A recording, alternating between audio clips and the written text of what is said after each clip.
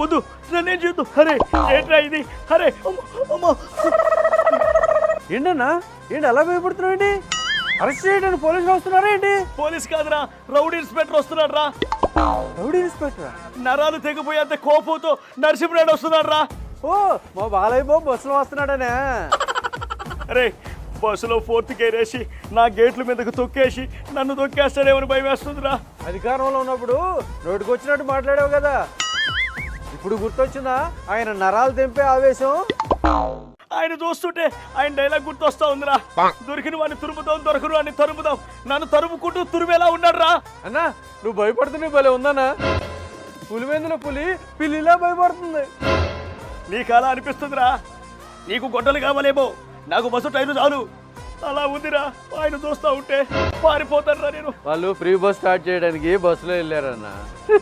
Osh అంతేనా? జై బాలయ్య.